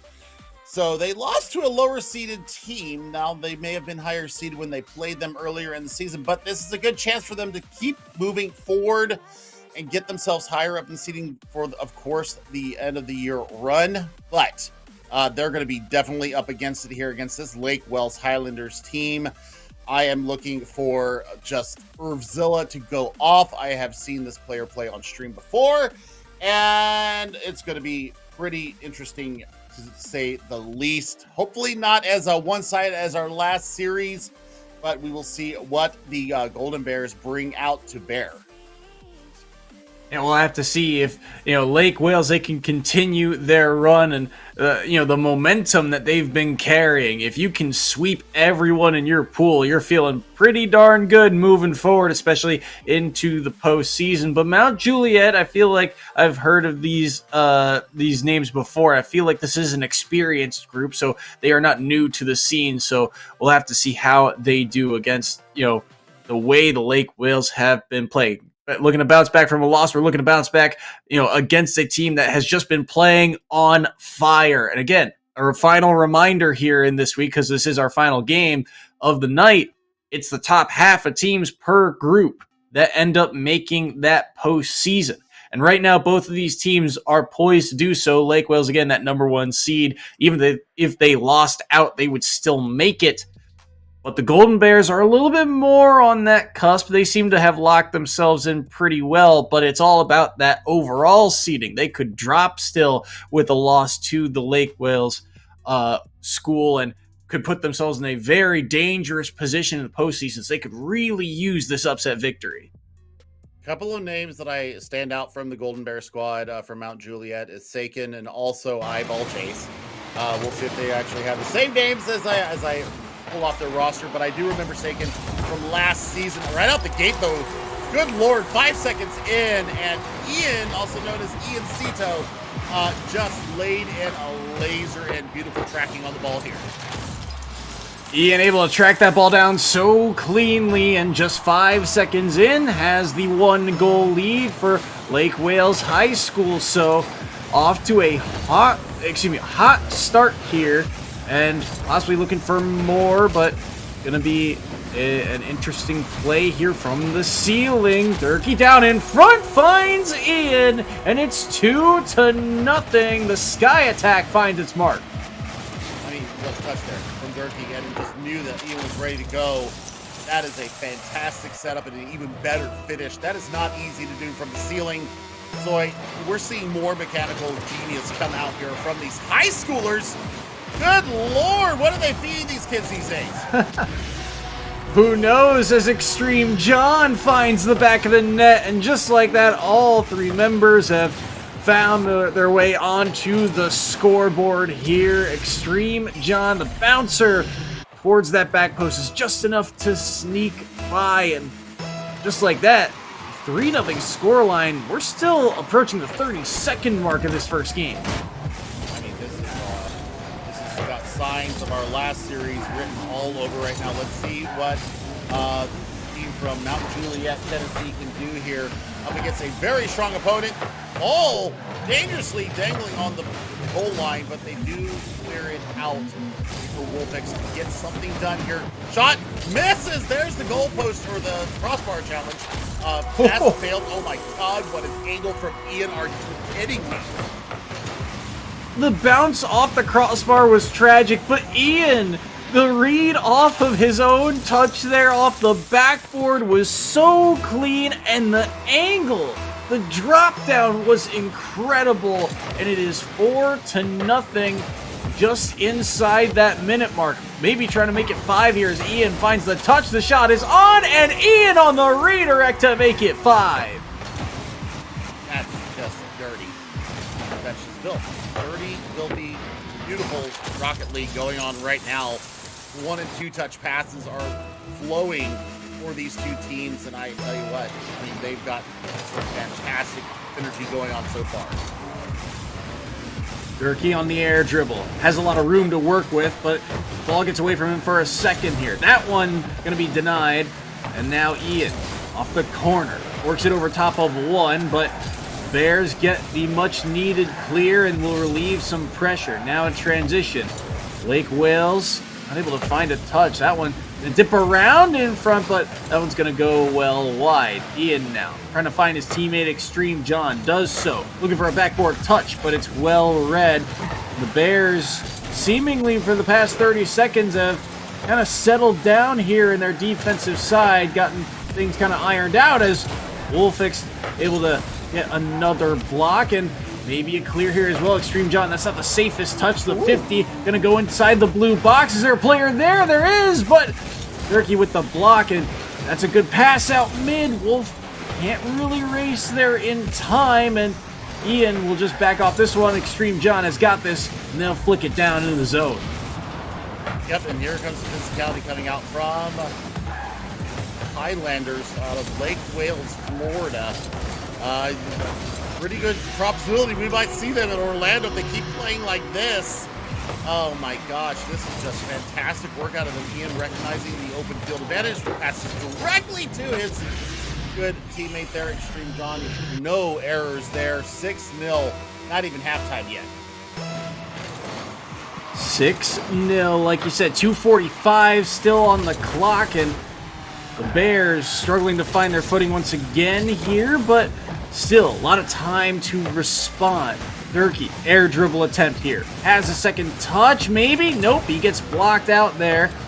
And this ball in an awkward place from the corner. Low boost in the tank means Ian can collapse on this one. Tries to find another block, but he won't be able to do so. Now a chance, 2-on-1 the other way. Flick pass, what a read by Extreme John to shut that play down. That one was looking dangerous for the Bears, but they could not get by. Still, I think they're with, or at least held without a shot on goal at the 2-minute mark. I mean, there's some definite skill on the side of these Golden Bears out of Mount Juliet. I mean, the pass was good. The mechanics are good going down the side. Sakin was breaking some ankles there. Just missed a little bit in the launching of the pass there. But, I mean, this is not over yet. I'm looking for them to get a goal. I think that's the first goal that they need to set for themselves. Get one in the back of the net. What a save once again. Wolfix there on the back line. They've got to get their rotations a little bit cleaner too. Oh my God, Durkee, what a cut shot and a beaut. That is fantastic work out of their third man. Durkee with a great shot there. Look at that placement too. Dead center of the net and right inside the crossbar. Very hard read for any defender if there was one in net. And so far, the Highlanders continuing to roll high here. But right now, this ball in the orange half once more. Ian can't find the clean shot on goal, but he does find the double tap, throw it off the defense for only a moment. Bears get the clear once more. This one gonna roll wide, and Extreme John will clear it off the backboard. The drop down in front, shot is on, but Ian is there. Wolfix now dumps that one in. Hard read off the backboard here for Extreme John. The drop down, oh, but DJ not able to get the read there on the misflip. Wolfix gets the first block. There's a double commit, and the rebound for Ian is just too clean. The Highlanders are up 8-0. Yeah, they're flying high right now, Soy. And I mean, we're seeing signs of life, though, out of Mount Juliet. So you've got room here to work with. I think you throw this first game out the window. Maybe you weren't expecting the lethality that was coming out of Lake Wales. The Highlanders have been on high octane. I think they're getting at a super premium in their tanks right now. But I think that there's room to work with here for Mount Juliet. I think that they just need to, calm down, breathe, and communicate a little bit better. 30 seconds to do so, and with an 8-goal lead, this game is all but done, wrapped up, and dusted, but maybe they can start to find some momentum headed into the rest of this series. Extreme John, though, playing patient, found the gap and snipes the corner. 9-0, and the Lake Whales continue to roll. Oh, just kind of posterize Wolfix there on the sidewall. Just a little tappy tap and a self-pass, and just the laser beam in. Triple hat trick lead, 16 seconds to go here. Like I said, you throw this one out the gate for Mount Juliet, you come back with what you have built on here from about the 3-minute mark and see what comes of it in game number 2. Chance down in front, can't put it on. Extreme John gets the save. That one tapped over top of Wolfix and sent down into the orange half. But this one will find its way to the ground, and the Highlanders will take game number 1, and solidly so. A 9-0 scoreline in our very first game. Well, I mean, I still see signs of life coming out from Mount Juliet, though, so I think that they just were not prepared for the level of aggression and physicality that came out from Lake Wales in the beginning. They got into a better rhythm, though, after I'd say about the 2:45 mark. That's when they started really coming into their own. They started connecting passes. They started being able to get their defensive rotations a lot cleaner. They were starting to threaten the goal. I mean, ball, one touch here or there, that ball's in the back of the net. So I think for the Golden Bears right now, definitely need to bring the positivity. I think they need to up their physicality and try to slow the game down a little bit. I know that a lot of teams bank all of their work off of speed, but sometimes you got to take your foot off the accelerator, especially if the other team is scoring in bunches. Slow the game down. Get some 1 and 2 touches. See what you can do to disrupt that offensive might coming in from the Highlanders, but it's not over yet. I'm telling you what, I saw very good signs of life coming out from the Golden Bears. So, I mean, for the Highlanders, I mean, they're 7-0 for a reason. You can see how very, very skilled they are at the game. But I think now Juliet can give them a run for their money if they up the physicality and slow down the tempo. Yeah, I think that is something that they are going to have to implement here, too. I like what you said, because you saw even on the back line, there were a couple double commits, and those double commits, well, they don't seem costly at first. If you make the save, what they do is they burn resources, and we saw how costly that proved in our last series. The amount of time that you're just getting your boost stolen, you are so limited in the amount of saves that you can make when you get pinched down in your half like that, and Lake Wales able, absolutely capable to jump on all of those little mistakes. Even plays like from Extreme John that you saw, that patience along the wall to pass it to himself and still find the gap to make sure that shot finds its way into the perfect corner. Those are the things that the Lake Whales have been able to execute on in this season overall. It's going to be up to the Bears to try and disrupt that by messing with that pace of play. Play a bit more patient, play a bit more controlled so that you can bury the chances that you've got here. As game number 2 is underway. And again, it is the Lake Whales in the blue, so they are off to the early attack here. It's up to now Juliet to try and clear this ball, but can they do so? No! What a steal from Extreme John! What a catch along the wall to make it 1-0. I mean, fantastic work. And I mean, right out the gate, 12 seconds in, there's Extreme John getting their first of this game number 2. I'm looking forward to seeing what now Juliet has up the gate, though, because they have got a lot to prove here. They're sitting in 3rd place. They definitely need the points here to secure their spot going in to the postseason. Ball in front of the goal. Nobody was there to follow it up. That is unfortunate in the extreme. This ball will end up rolling into the half, and what a flick. Durkee, last second, beats the defender in and makes him look silly because of it. 2-0. The Highlanders are back on top. Well, I mean, it's not done yet. And I mean, you still saw signs of life. Like, they're getting the ball out of their defensive third. They're going into these challenges, trying to win the ball. Yeah, there's maybe a little bit of skill gap here, but still, I mean, they are not done yet. I think they got a lot to prove here in game number 2. I think one of the issues they might run into, though, as far as I'm seeing, is that even when they're able to clear the ball, it feels like none of the players are comfortable once they get down there. They're low on boost. They're trying to find opportunities, but that's a good chance down in front. But what a read defensively. Wolfix, that's a good block. 20 boost in the tank. What can he do with it? Tries to find the 50. Defender is there. Sagan down in front. Can't find the redirect. Another opportunity gone wide, but these are some golden moments for the Golden Bears, but they can't put that one on. It's going to be corralled and dealt with by Ian. Looking for a ceiling flip. Has it. Wins the 50. Can't get back to the ball, though. Hops over top of a defender. Hard angle shot is well read.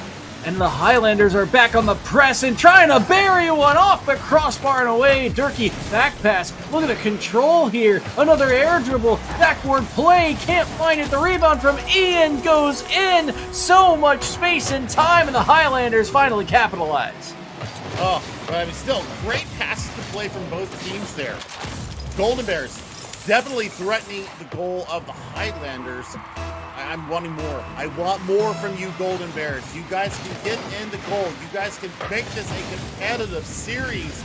Let me see you roar. I think Ian found the muzzle. That's what I'm saying. Look at this air dribble over top of that defender and the extra touch and the perfect corner shot too. My goodness, the Highlanders. Ian, incredible with that touch. That was so well done. And they might find another here. So quick to jump on every little mistake. The Highlanders up 5-0. I'm still just awestruck over the previous goal. If somebody didn't clip that, you are doing me a disservice. I wanted to see it, but we're not done yet. 5-0 here, 3 minutes gone, or 2 minutes gone off the clock, and we need to see a goal come out from the Golden Bears. I want to see them take the game by the horns and really take it to these Highlanders. They've got just over half the game to do it. They can, odd touch, but Wolfix is there to help clean it up. Gets a touch around one inside the box, but Ian, right place, right time. Ian, so many clutch touches here throughout the first portions of this set. That one going to be over top of the first defender, but well read. Now, Extreme John looking for a backboard play. Has it down in front, off the post and out. The rebound, no one finding a touch. They'll be able to clear it for just a moment. That one going to be kicked up to the boards. Here comes the air dribble attempt. Who else but Ian for Extreme John, but the shot does not find its way on. Ian, backflip on the block. There's a defender back there to help clear this one away, but Ian, what a read. Another touchdown in front, and he finds it. 6-0. Ian's got the hat trick. He is on a roll and will not be stopped. That is disgusting. Ha! Somebody put this young man into timeout. That is a filthy theft of a ball there and a sneak goal to boot. You gotta love it. You gotta love the action coming out here. Juliet, now Juliet is not letting off their pursuit of their first goal of the series either. They're all trying with everything they got to get themselves on the board here. I think a goal will serve them to the better, and I really want to see that happen. That one going to be 50'd up the wall, ramps away. That one's inside the orange box, but not on target. This one will kick off the corner. Extreme John found the touchdown in front, sitting in the slot for the shot, but it's going to be denied. Sakin touches up into the blue half, but the only one there is Extreme John. Actually, I think he got bumped with the ball. Sakin's going to put one on, and Durkee gets back in time. Just when you think the Bears have momentum, it is stolen away. And here comes Extreme John. The punch down into the orange half. Ian reads off the backboard. Another shot. Extreme John will score. It's 7-0. I mean, it's mechanically too good. I mean, their understanding of the game, the flow of the game right now is just on a different level.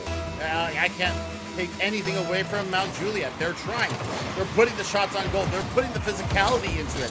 The only thing that I think they can do a little bit better is slow down the tempo. What a save from DJ Jerry, though. That was scary-looking Rocket League right there, and just a beautiful save. This one going to be put on. Down in front, he nearly still found the rebound. Durkee going to be able to take the corner boost, too. Extreme John continuing to up the pace here. Trying to do it all by himself, but Durkee is lurking inside the box. He finds another one. It's 8-0, and the Highlanders continue to press their pace. 8-0 with 47 seconds to go. Lurky Durkee. I think he was coined a new term here. Just definitely cleaning up the goal there. And, I mean, mechanical skill in these high schools. I mean, I'm still just so impressed from how they play. I mean, this is definitely different than what I saw in season number 9. Season 10 is on a whole different level here, ladies and gentlemen. This is what we come to see. Every team battling their hearts out.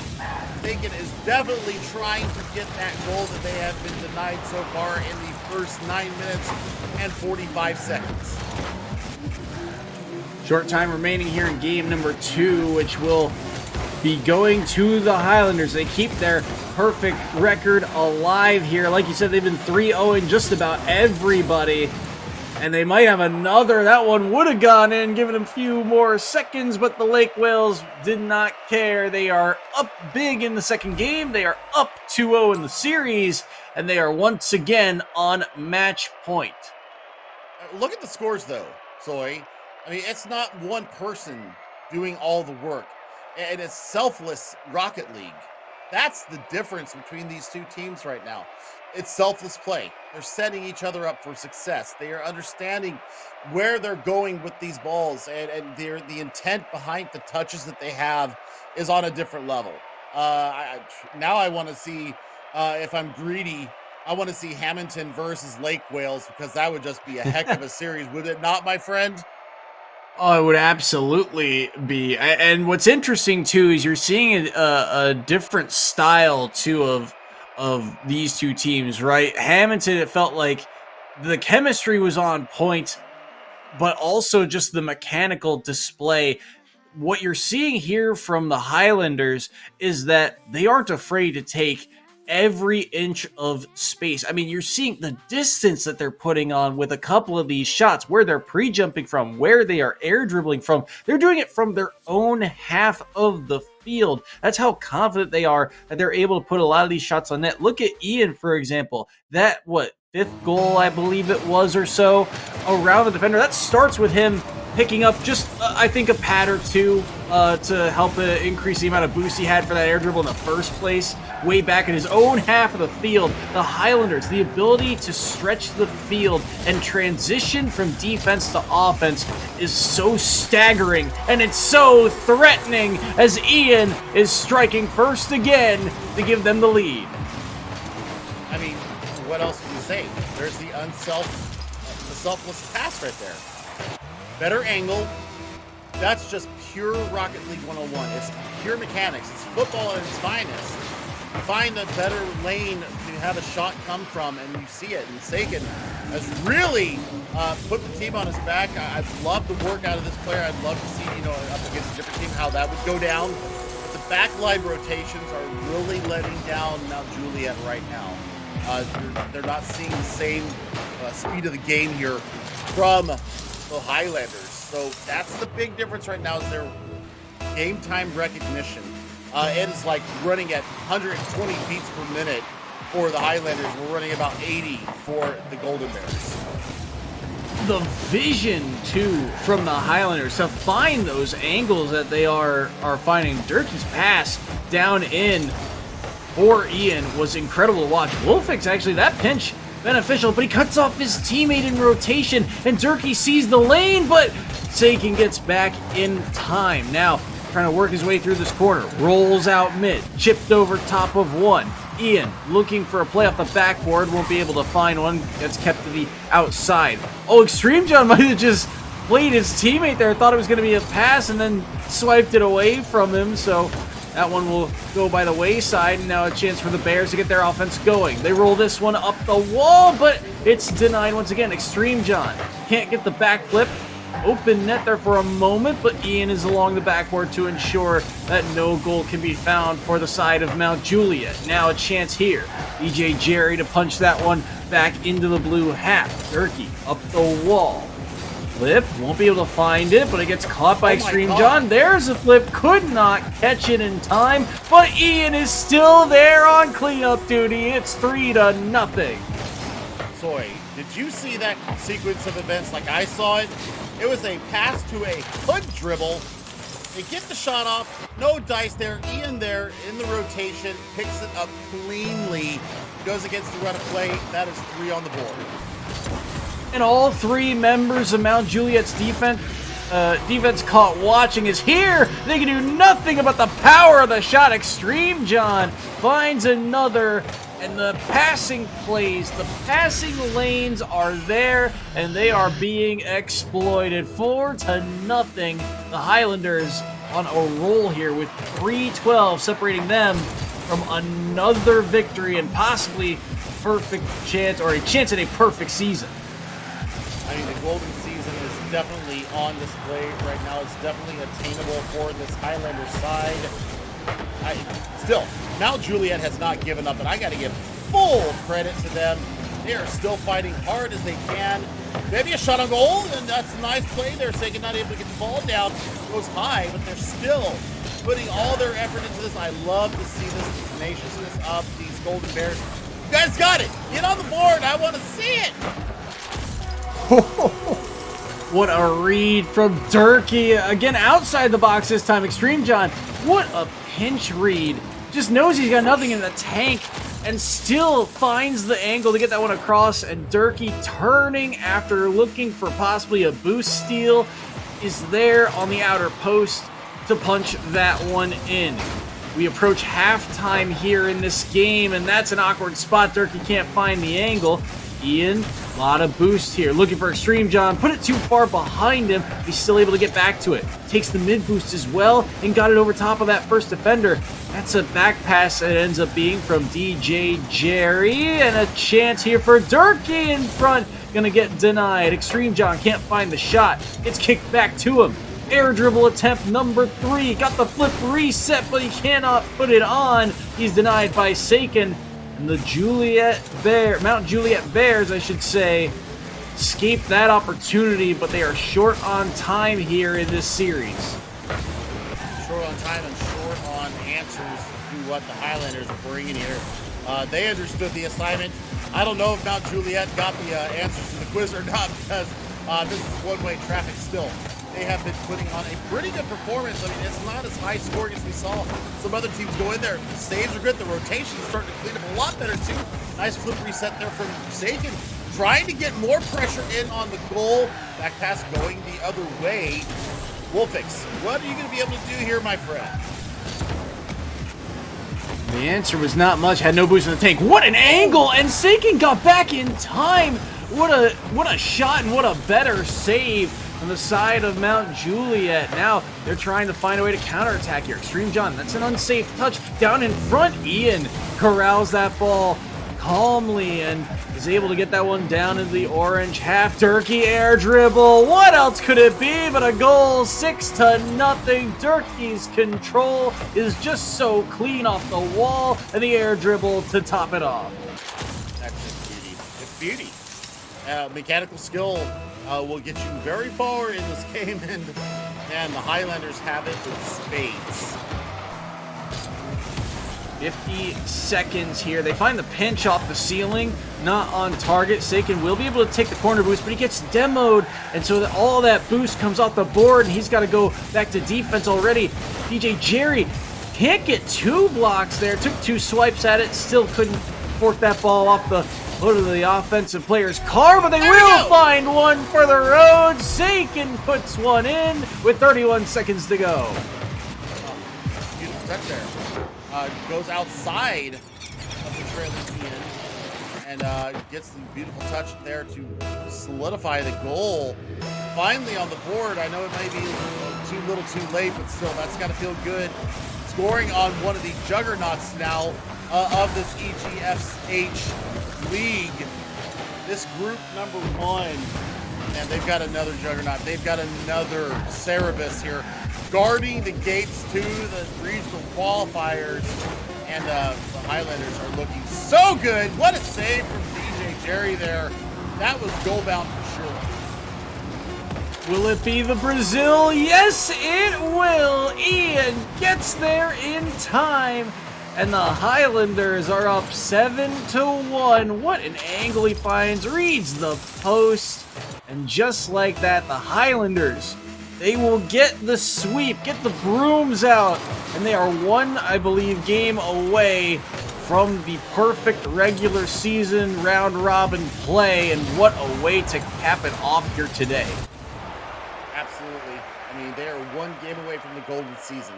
I'm not sure what not dropping a game throughout the entire season is. That's the golden season.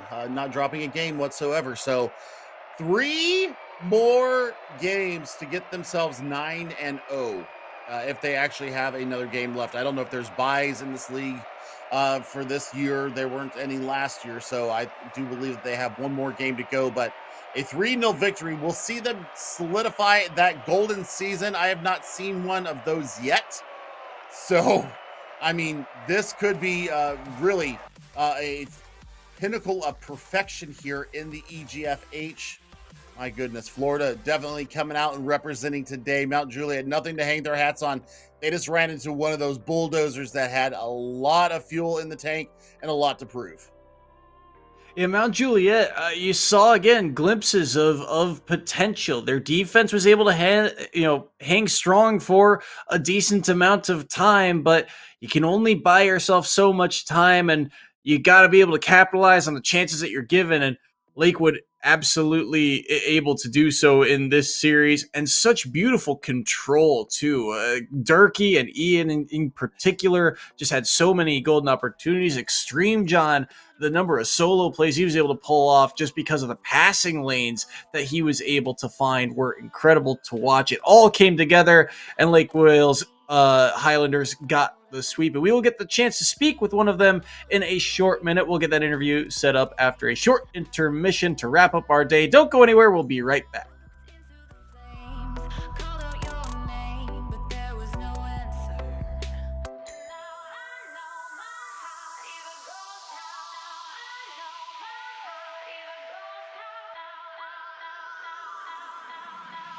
Now I know my heart is a ghost town.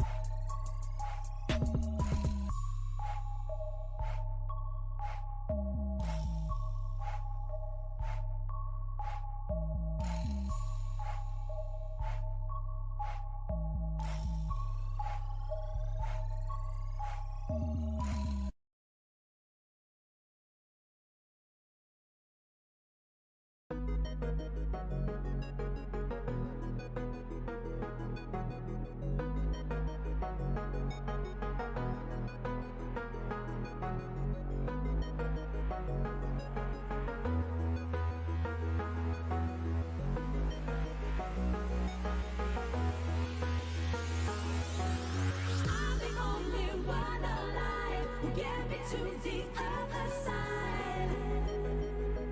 The other side. I'm the only one alive who get me to the other side. Hello, everyone, and welcome back to EGF High School here. We are here with Extreme John after the sweep victory. Number 8 for you guys. You guys have pulled off the perfect regular season through pool play. How you feeling about that? I'm feeling great, man. I really hope to go into nationals, like moving on with esports career. Maybe, maybe not, but we'll see. All right, so mechanical skill aside, you guys have some pretty good team synergy out there, Extreme John. Tell me about your comms tonight, because we could see you guys talking as you played the game. Yes. We had really good comms, but also like we were a little bit trolling, and that had like good vibes on it. So we definitely had like good teamwork, good friendship with it. I think yeah, good friendship is like what really helped us. Of what if we were faking, if we were like shooting, if we were doing a solo play. Yeah, I think good comms and good friendship is what really made a difference. The power of friendship. You love to hear it. You love to see it. Now, you guys are pretty much guaranteed into the postseason. So, is there a team, one, that you want to face, and B, that you're scared of?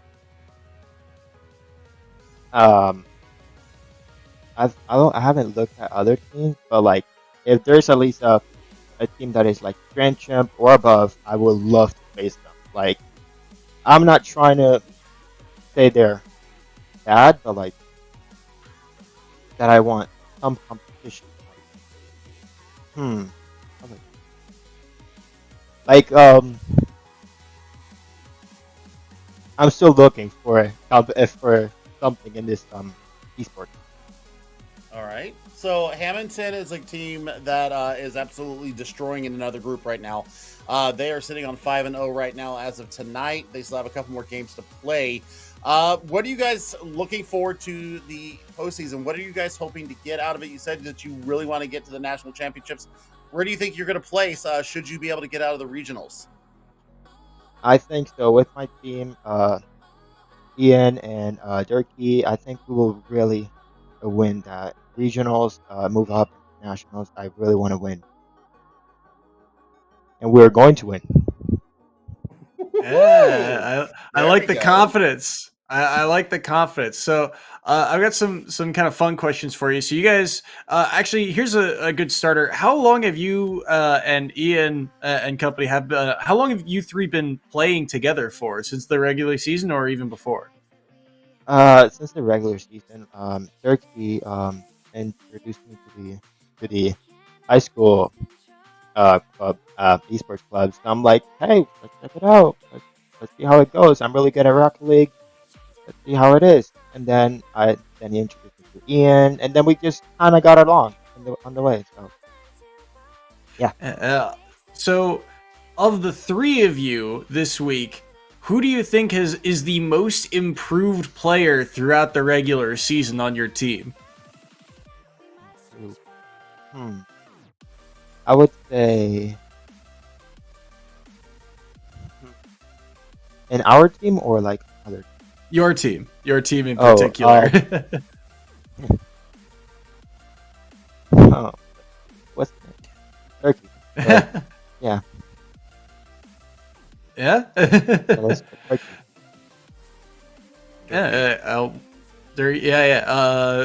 I mean, it certainly showed. I mean, it feels like he found a lot of clutch touches. It feels like you guys did a good job of really managing space. I guess. Well, I'll rephrase it. I asked this earlier to another team, but what do you think your biggest strength is overall as a team moving forward?